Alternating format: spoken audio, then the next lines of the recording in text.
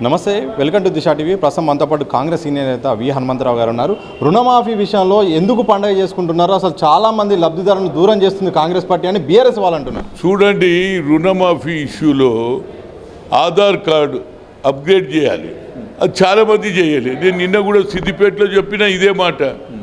దాని కార్యకర్తలు ఎవరైతే అప్గ్రేడ్ చేయలేదో రైతుల దగ్గరికి పోయి అది అప్గ్రేడ్ చేస్తే అందరికీ ఇస్తామంటున్నాం. ఇక దాన్ని పట్టుకొని ఇస్తలేరు ఇస్తాంతో రెడీగా ఉన్నాం. బడ్జెట్ కూడా రిలీజ్ అయింది, దాన్ని పట్టుకొని ఇస్తలేరంటే కొన్ని రైతులకు తెలియక చేయలేదు. ఆధార్ కార్డును అప్గ్రేడ్ చేస్తే వాళ్ళకు కూడా ఇస్తాం. ఇక దాంట్లో ఎందుకు వీళ్ళు దారాదత్తం చేస్తున్నారు అంటే కాంగ్రెస్కు చెడ్డ పేరు రావాలి, చేయలేదని పబ్లిసిటీ చేసుకోవాలి, వాళ్ళ పబ్బం గడుపుకోవడానికి రైతులకు కూడా అన్యాయం చేస్తున్నారు. నేనేమంటున్నా అంటే ఏ రైతు అయితే ఆధార్ కార్డును అప్గ్రేడ్ చేసిండో తప్పనిసరిగా అతనికి ఇస్తారు. అదేవిధంగా రెండో విడత కూడా ఇస్తారు. ఏదైతే 2 లక్షలు ఉన్నదో అది ఇవ్వడానికే ప్రభుత్వం కృతనిశ్చయంతో ఉంది. దానికి దీని వెనకాల సోనియా గాంధీ, రాహుల్ గాంధీ గారు ఉన్నారు. తుక్కుగూడలో చెప్పిన వాగ్దానాలన్నీ పూర్తి చేస్తాం.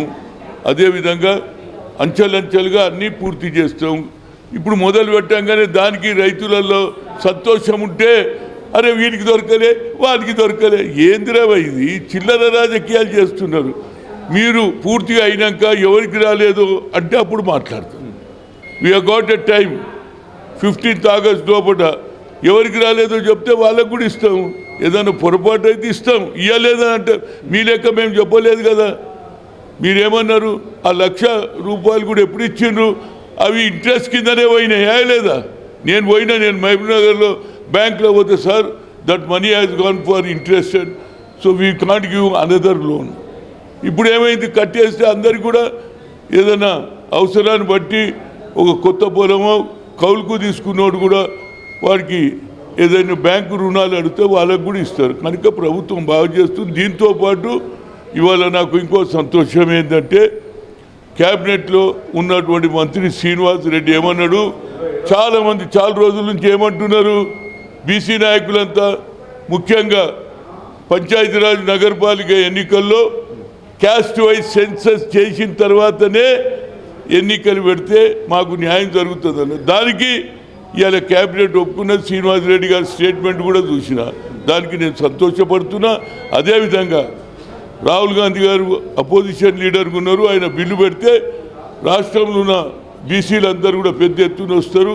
మిగతా ఎంపీలను కూడా ఇర్రెస్పెక్టివ్ ఆఫ్ పొలిటికల్ అందరినీ కూడా ఒప్పియడానికి గతంలో ఐఐఐఎంలో సుప్రీంకోర్టు కొట్టేస్తే బీసీ పాస్ అయిందా లేదా, ఐఐఐటీలో మా పిల్లలు చదువుతున్నా లేదా, యువతి యువకులు అదేవిధంగా డాక్టర్లు అవుతున్నారు కదా. ఇది హిస్టారికల్ డిసిషన్. ఎందుకంటే 75 ఏళ్ళ తర్వాత కూడా మాకు న్యాయం జరుగుతలేదు. మండల్ కమిషన్ 1990 ఇయ్యాలని కూడా 27-28 ఏళ్ళు దాటింది.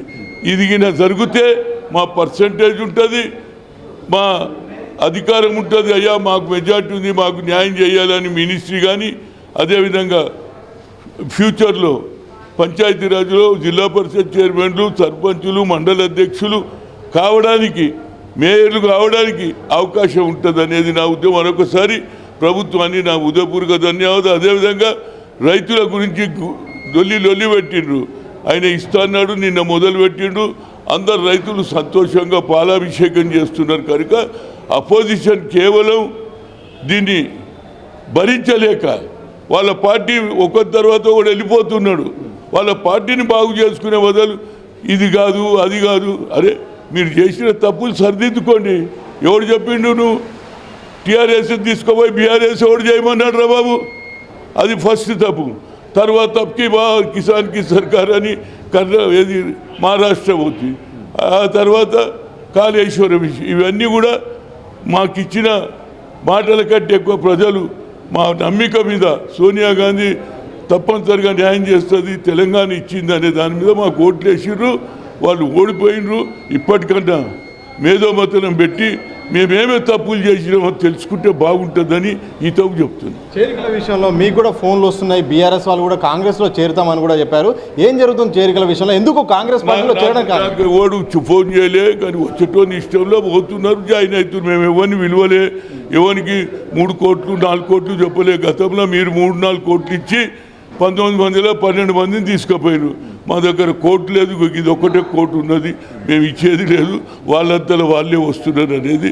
అక్కడ ప్రభుత్వం లేదు, పార్టీ కూడా ఏది డెవలప్మెంట్ మేము ప్రజలకు ఇచ్చిన వాగ్దానాలు ఎట్లా పూర్తి చేయాలి, వాళ్ళంతలో వాళ్ళే ఏది బీఆర్ఎస్లో ఏదైతే వీక్నెస్ ఉన్నదో తెలుసుకొని వాళ్ళే వస్తున్నారు. మేము ఎవరిని పిలుస్తలేదు, వాళ్ళంతా వాళ్ళే. కేటీఆర్ మాత్రం స్వయంగా మీడియాతో మాట్లాడుతూ బెదిరిస్తున్నారు, బ్లాక్మెయిల్ చేస్తున్నారు, కాంగ్రెస్ పార్టీ భయభ్రాంతులకు గురి చేస్తూ పార్టీలో జాయిన్ కావాలని బెదిరిస్తున్నారు. ఎవరిని భయపెట్టించినట్టు లేదు, ఎవరిని కొట్టినట్టు లేదు, ఎవరికి పైసలు ఇచ్చిన భయభ్రాంతులు మేమెందుకు చేస్తాం? వాడినంతలో వాడే వస్తున్నాడు, వాడు తెర వెనుకకెళ్ళి వస్తున్నాడు, తెర ముందుకెళ్ళి వస్తున్నాడు. మరి ఆయన తన పార్టీ వాళ్ళను ఆపుకోవడానికి మనం పార్టీని మళ్ళా బలోపేతం చేస్తాం, గతంలో జరిగిన తప్పులన్నీ సరిదిద్దుకుంటానని ఆయన చెప్పి వాళ్ళ కార్యకర్తలను మనోభావాలు వాళ్ళ ధైర్యాన్ని పెంచుకుంటే బాగుంటుంది. కానీ అనవసరంగా కాంగ్రెస్ మీద బురద చల్లొద్దు. గతంలో చివరిగా చెప్పండి, గతంలో మీరు ఒరిజినల్ కాంగ్రెస్ వాళ్ళని మాత్రం చూసుకోవాలి చేరికల విషయం చెప్పారు, ఇప్పుడు అదే క్లారిటీతో ఉన్నారా? చూడండి, నేను ఒకటే అంటున్నా, హైకమాండ్ ఎవరు తీసుకోండి, కానీ ఒరిజినల్ కాంగ్రెస్కు న్యాయం జరగాలి. ఎందుకంటే దండ పోసిండు వాడు, ధర్నాలు చేసిండు వాడు, గత 10 ఏళ్ళ నుంచి కొట్లాడుతున్నాడు.